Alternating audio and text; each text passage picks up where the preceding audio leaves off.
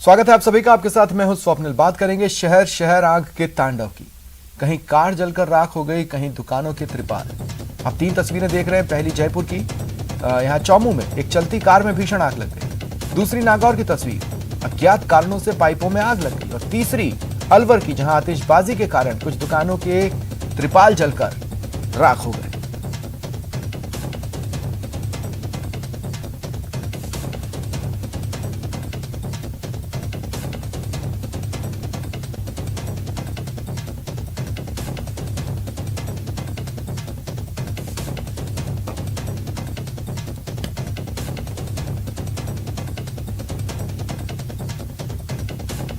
तीन तस्वीरें हैं आपकी टीवी स्क्रीन पर जो आग के तांडव को बयां कर रही है। जयपुर के चौमू में एक चलती कार में भीषण आग लग गई। उसमें जो ड्राइवर था उसने कूदकर अपनी जान बचाई।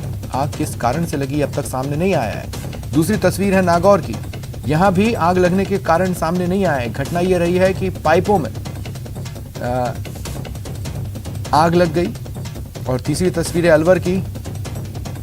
आतिशबाजी चल रही थी और उससे निकलने वाली चिंगारियों की वजह से कुछ दुकानों के त्रिपाल जलकर राख हो गए।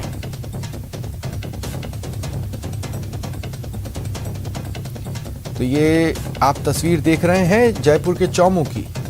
बीच सड़क आग का तांडव दिखा, कार जलकर राख हो गई। आप देख सकते हैं आग की विनाश लीला। चौमू के राघव स्कूल के पास देर शाम एक चलती कार में अचानक आग लगी, जिसमें कार जलकर खाक हो गई। कार चालक ने कूदकर जान बचाई। 2 दमकल मौके पर पहुंची। कड़ी मशक्कत के बाद आग पर काबू पाया।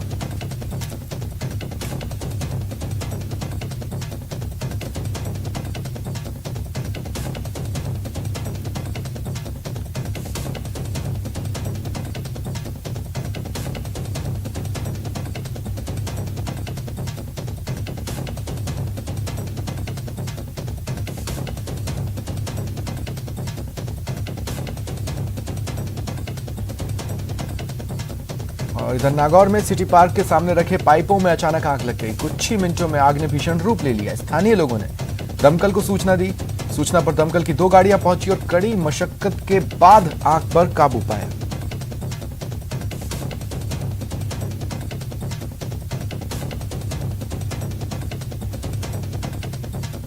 ये आगे प्लास्टिक के सीवरेज के पाइप रखे हुए हैं पास में।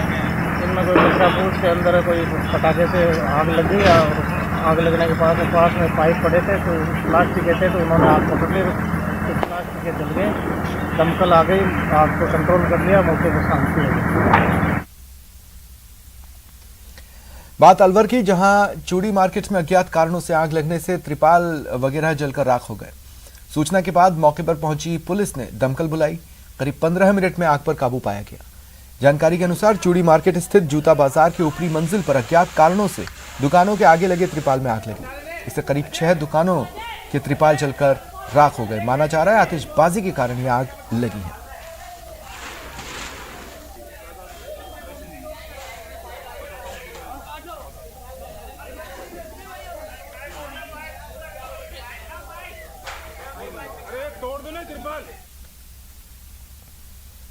अजमेर के किशनगढ़ से बड़ी खबर है। साइजिंग फैक्ट्री में आग लग गई, जिससे इलाके में अफरा तफरी मच गई है। साइजिंग में पावरलूम के कच्चे माल से कपड़ा तैयार किया जाता है। मौके पर पहुंची दमकल की टीम आग बुझाने की कोशिशें कर रही है। ये बड़ी खबर आपको बता रहे हैं अजमेर के किशनगढ़ से। साइजिंग फैक्ट्री, जहां पावरलूम के कच्चे माल से कपड़ा तैयार किया जाता है, किन्हीं कारणों से इस फैक्ट्री में आग लग गई, जिससे अफरा तफरी मची हुई है। दमकल को सूचना दी गई। दमकल मौके पर पहुंच चुकी है और आग बुझाने की कोशिशें कर रही है।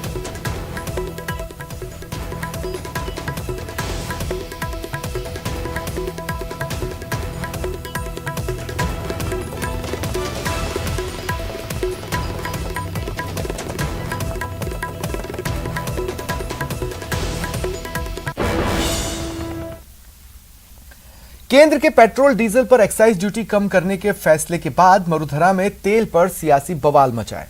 पीसीसी चीफ डोटासरा ने केंद्र पर हमला करते हुए बड़ा खुलासा किया और बताया कि केंद्र ने यह फैसला क्यों लिया। पीसीसी चीफ डोटासरा का बड़ा खुलासा। केंद्र के फैसले के पीछे का पूरा सच। एक्साइज ड्यूटी का एक्सपोज कनेक्शन।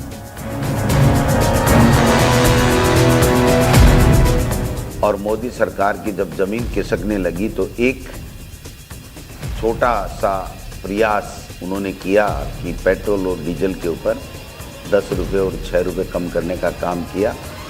केंद्र के पेट्रोल डीजल पर एक्साइज ड्यूटी कम करने के फैसले के बाद मरुधरा में सियासी बवाल शुरू हो गया है।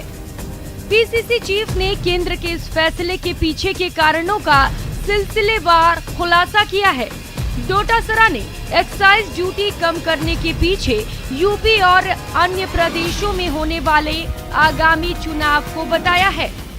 उत्तर प्रदेश के और अन्य जो स्टेट्स के चुनाव आ रहे हैं उसको देखते हुए आपने जो ये चुनावी झुंझुना जनता को पकड़ाने की कुचेष्टा की है, जनता सब जानती है कि आप पहले इन 6 महीनों के अंदर अंदर आपने इससे भी दुगुने पैसे बढ़ा दिए और अब एक रिलीफ देने की बात कर रहे हो, और जो ये चुनाव संपन्न हो जाएंगे तो आप वापिस इन पैसों के बढ़ा दोगे।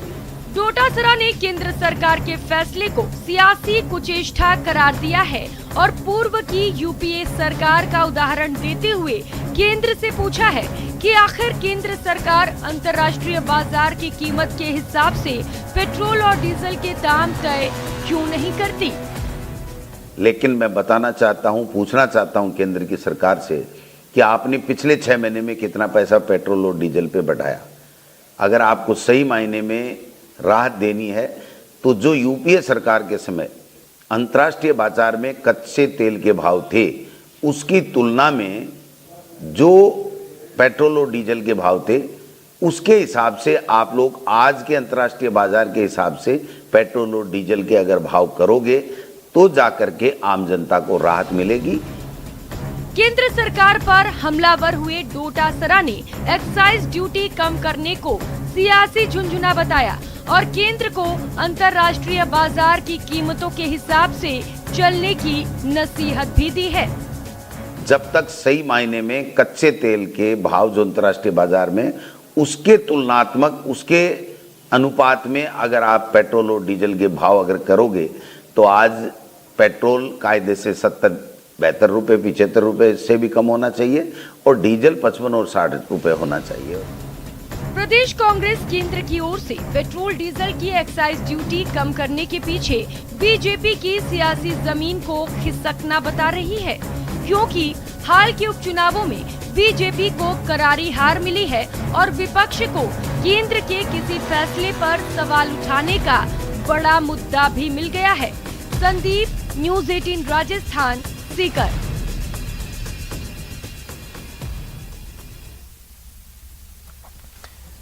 गैर बीजेपी शासित राज्यों में वैट नहीं घटाने को लेकर बीजेपी हमलावर है। बीजेपी का कहना है विपक्ष लोगों को राहत नहीं दे रहा, सिर्फ राजनीति कर रहा है।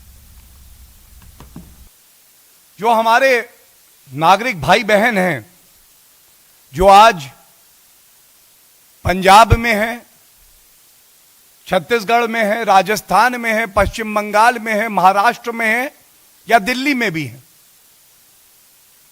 वो पूछ रहे हैं कि अगर केंद्र सरकार जनता के साथ खड़ी है, अगर भाजपा शासित राज्यों में चाहे उत्तर प्रदेश हो, चाहे वो असम का उदाहरण दिया हो, कर्नाटका है, तमाम ऐसे और राज्य हैं भाजपा के जहां पे वैट में कटौती आई है, तो ऐसा क्यों है कि निर्दयी कांग्रेस की जो सरकारें हैं, जो निठल्ली निकम्मी सरकारें हैं, वो लोग ऐसा ही एक साहसी कदम, ऐसा ही एक आम जनता से जुड़ा हुआ कदम, ये ठोस फैसला क्यों नहीं कर पा रही। हर पल राजनीति करने वाले ये विपक्ष के नेता जो बार बार कहते थे महंगाई हो गई है, आम जनता के बारे में सोचो, कब सोचोगे। आज जो पहल आदरणीय प्रधानमंत्री जी ने की है, जो भाजपा शासित राज्यों में मुख्यमंत्रियों ने की है, वो ये लोग क्यों नहीं कर पा रहे हैं। अशोक गहलोत जी, बहुत दुख के साथ आपका ट्वीट पढ़ा। अशोक गहलोत जी मुख्यमंत्री हैं, संवैधानिक पद पे हैं, और इनका दोहरा चरित्र और दोहरी राजनीति देखिए कैसे स्पष्ट हो जाती है। जब एक्साइज ड्यूटी घटाने का अहम निर्णय लिया गया, उसका स्वागत नहीं किया इन्होंने। आम जनता के लिए वैट की जो ड्यूटी है उसको घटा देते, आम जनता को राहत मिलती राजस्थान में, ये नहीं किया। जयपुर के कोटपुतली से खबर है, थाना परिसर में युवक ने जहर खा लिया। पुलिस ने युवक को बीडीएम अस्पताल में भर्ती कराया है। युवक का अस्पताल में इलाज जारी है। युवक ने सोशल मीडिया पर लाइव होकर विषाक्त पदार्थ खाया है। ये बड़ी खबर हम आपको बता रहे हैं। जयपुर के कोटपुतली से ये खबर मिल रही है। थाना परिसर में एक युवक सबसे पहले ऑनलाइन हुआ, सोशल मीडिया पर गया, लाइव चालू किया और लाइव ही विषाक्त पदार्थ जहर खा लिया। आनंद फानन में पुलिस ने उसे बीडीएम अस्पताल में भर्ती करवाया। दरअसल पुलिस समझ ही नहीं पाई कि आखिर हो क्या रहा है। युवक सोशल मीडिया पर लाइव था, एकाएक जहर खा लिया। हड़बड़ी सी मच गई, अफरा तफरी मची। युवक को तुरंत बीडीएम अस्पताल ले जाया गया, जहां उसे भर्ती करवाया गया है। उसे अस्पताल में भर्ती करवाया गया। डॉक्टर्स उसकी कंडीशन को मॉनिटर कर रहे हैं, लगातार उसका इलाज जारी है। ज्यादा जानकारी के लिए बात करते हैं सहयोगी हीरालाल सैनी से। हीरालाल, क्या जानकारी है? जी, मैं बता दूं कि इस मामला कोटपुतली थाने का है, जहां एक पुलिस ने आतिशबाजी के लेकर हुए विवाद के मामले में कुछ लोगों को पकड़कर थाने लेके आई थी। इसी दौरान एक सुमित नाम का युवक वहां पहुंच गया और उसने सोशल मीडिया पर लाइव होकर विषाक्त पदार्थ खा लिया, जिससे उसकी तबीयत बिगड़ गई। आनंद फानन में पुलिस कर्मियों ने उसको कोटपुतली के बीडीएम अस्पताल में भर्ती कराया, जहां उसका उपचार किया गया, लेकिन युवक की हालत गंभीर होने पर उसको जयपुर रेफर किया गया है। फिलहाल मौके पे एडिशनल एसपी मौके पे पहुंचे हैं और पूरे मामले की जांच कर रहे हैं। हीरालाल, मैं चाहता हूं आप हमारे दर्शकों को एक्सप्लेन करें, वो जब लाइव गया सोशल मीडिया पर क्या कह रहा था, क्या कहना चाहता था, और दरअसल उसने ये कदम उठाया क्यों? जी सुनील, जैसे मैंने बताया कि कोटपुतली कस्बे में आतिशबाजी के विवाद को लेकर कुछ लोगों को पुलिस ने पकड़कर थाने लेके आई थी। तो इसी लोगों में से किसी एक गुट का ये सुमित नाम का युवक है, वो थाने पहुंचा था और उसने न पुलिस कर्मियों से मिला, न पुलिस थाने के अंदर गया। उसने थाना परिसर में ही सोशल मीडिया पे लाइव होके और विषाक्त पदार्थ का सेवन कर लिया, जिससे उसकी तबीयत बिगड़ गई। जो मौके पे पुलिसकर्मी मौजूद थे, उन्होंने उसकी हालत को देखते हुए उसको बीडीएम अस्पताल में भर्ती कराया। हालांकि अभी पूरे मामले की जानकारी नहीं मिल पाई है, क्योंकि पुलिस अधिकारी अभी कुछ भी कहने से इनकार कर रहे हैं। उनका कहना है कि पूरे मामले की जांच के बाद। तो ये जो हम तस्वीरें देख रहे हैं हीरालाल, इसमें नजर आ रहा है कि पुलिसकर्मी खड़े हैं और कुछ लोग भी खड़े हुए हैं। उनमें से एक पतला दुबला सा शख्स मोबाइल अपने चेहरे के सामने रखकर कुछ कर रहा है। क्या ये वही है? जी सुमित, मैं आपको बता दूं कि जो युवक बेड पे लेटा है, जिसका इलाज जारी है, वो सुमित नाम का युवक बताया जा रहा है, जो किसी एक गुट के संपर्क रखता है, जिसको पुलिस पकड़ के लेके आई थी। उन्हीं में से अगर पुलिस पकड़ के लाई, उन्होंने उसको चेक करना भी जरूरी नहीं समझा कि उसके पास क्या क्या है? उसके पास जहर था तो वो उसकी जेब में ही रखा होगा। जी सुमित, मैंने जैसा आपको बताया कि कुछ लोगों को पुलिस पकड़ के लेके आई थी, उसके बाद यह सुमित नाम का युवक थाने में पहुंचा था और थाने में पहुंचते ही उसने विषाक्त पदार्थ का सेवन कर लिया, जिससे उसकी तबीयत बिगड़ी है, जिसका इलाज अभी जारी है और उसको हालत गंभीर होने पर कोटपुतली से जयपुर रेफर किया गया है। जी सुमित, तो इसका एक तो हीरालाल, मैं स्वप्निल बोल रहा हूँ, और दूसरी बात ये कि मैं आपसे ये जानना चाहता हूँ, जैसा कि आपने बताया कि पुलिस कुछ लोगों को पकड़ के लाई थी, यानी इस लड़के को बुलाया नहीं गया था। ये उनमें से किसी के जानने वाला हो सकता है, या हो सकता है कि वो मानसिक रूप से परेशान हो, उसने ये कदम आखिर उठाया क्यों, ये एग्जैक्टली क्लियर नहीं है।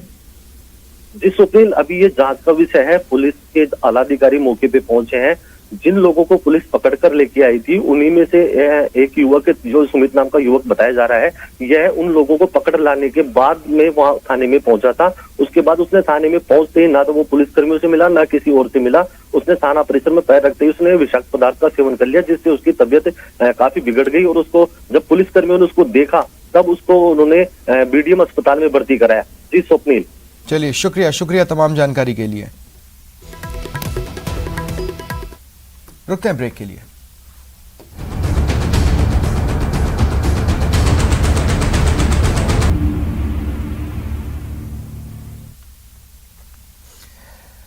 अंबानी परिवार की ओर से सफाई जारी। लंदन के स्टोक पार्क में रहने की खबरों पर सफाई। अखबार की रिपोर्ट खबरों को बेबुनियाद बताया।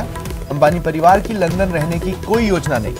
सोशल मीडिया पर खबरें निराधार, बेबुनियाद। रिलायंस इंडस्ट्रीज लिमिटेड के चेयरमैन मुकेश अंबानी अपने और अपने परिवार के लिए दूसरा घर बना रहे हैं, लेकिन RIIHL ने रिपोर्ट को खारिज कर दिया है। रिलायंस ने मीडिया स्टेटमेंट जारी कर लिखा कि हाल ही में एक अखबार की रिपोर्ट ने सोशल मीडिया में अंबानी परिवार के लंदन के स्टोक पार्क में दूसरा घर बनाने को लेकर अनुचित और निराधार अटकलों को जन्म दिया है। रिलायंस यह स्पष्ट करना चाहेगी कि अध्यक्ष और उनके परिवार की लंदन या दुनिया में कहीं और रहने की कोई योजना नहीं है। इसके अलावा रिलायंस ने स्पष्ट किया कि स्टोक पार्क एस्टेट का अधिग्रहण करने वाली उसकी समूह कंपनी RIIHL का उद्देश्य योजना, दिशा निर्देशों और स्थानीय नियमों का पूरी तरह से पालन करते हुए इसे एक प्रमुख गोल्फिंग और स्पोर्टिंग रिजॉर्ट के रूप में बढ़ाना है।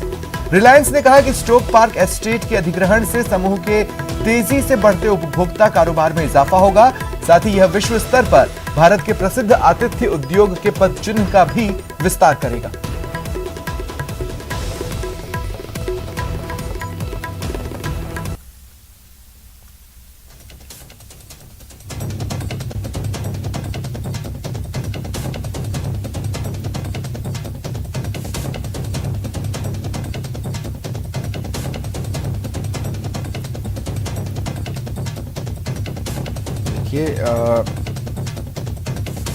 इस तरह की बातें सामने आई थी कि रिलायंस इंडस्ट्रीज लिमिटेड के चेयरमैन मुकेश अंबानी अपने और अपने परिवार के लिए दूसरा घर बना रहे हैं, लेकिन RIIHL ने रिपोर्ट को खारिज कर दिया है। मीडिया स्टेटमेंट जारी किया है जिसमें लिखा है कि हाल ही में एक अखबार की रिपोर्ट ने सोशल मीडिया में अंबानी परिवार के लंदन के स्टोक पार्क में दूसरा घर बनाने को लेकर अनुचित और निराधार अटकलों को जन्म दिया है।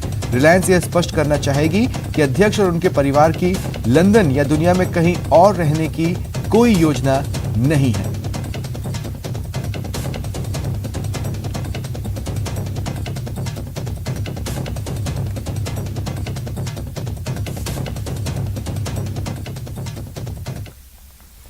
दौसा में बढ़ते डेंगू के मामले डरा रहे। डेंगू के डंक ने लोगों का जीना मुहाल कर दिया है। दूसरी ओर डेंगू से रक्षा करने वाला स्थानीय अस्पताल बदहाल है। अस्पताल की व्यवस्था बदहाल, डेंगू का कहर जारी, बीमार अस्पताल, जमीन पर मरीज, गलियारे में इलाज, अस्पताल की व्यवस्था बेपटरी, भगवान भरोसे मरीजों का इलाज। अस्पताल के बाहर बेंच पर बैठे मरीज और हाथों में लगी ड्रिप, कहीं गलियारे में बैठे और लेटे हुए मरीज और हाथों में लगी सलाइन की ड्रिप।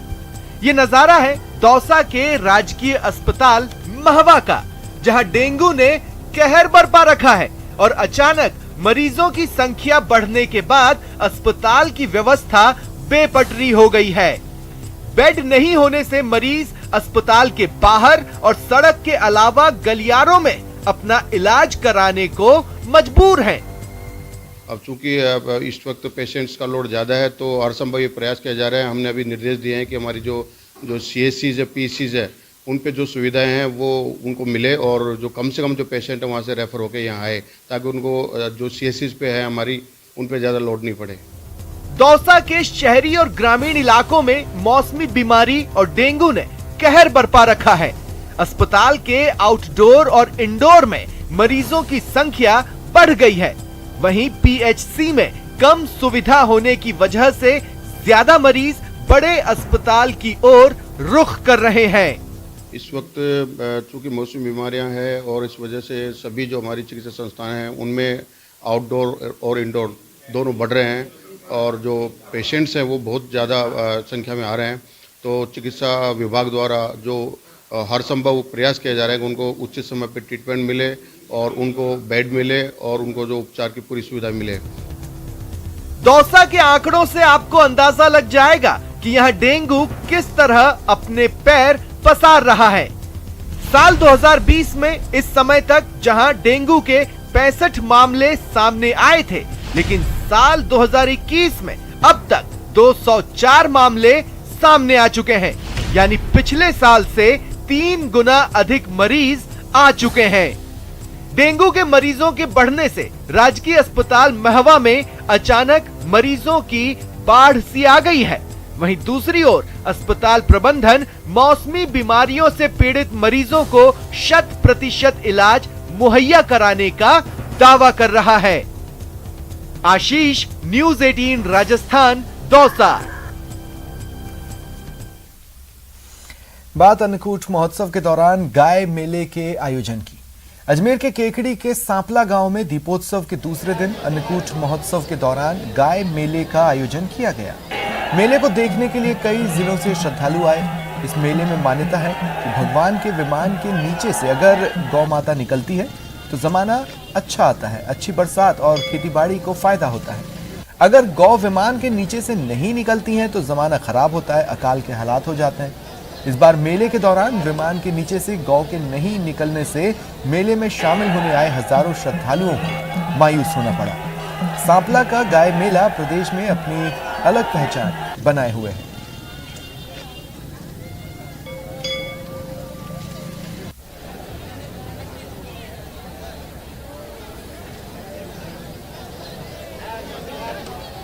यूनिक मेला है। कहीं गाय को धक्का नहीं देते हैं। लगभग 50,000 आदमी 60,000 आदमी होते हैं, उसके बीच में से आके निकलती है। ये सबसे बड़ी यहाँ आस्था की बात है। और इस गाय के आने के हिसाब से उसका जो रंग होता है, उस रंग के हिसाब से हमारी फसलों का उसकी चाल कितनी तेज है, उस हिसाब से बरसात होगी।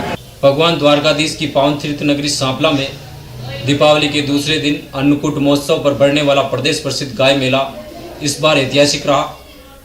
मेले में हजारों की तादाद में आए गोपाल के भक्तों ने भक्त अहिल्याबाई को दर्शन देने वाली झांकी के दर्शन कर अपने को धन्य किया।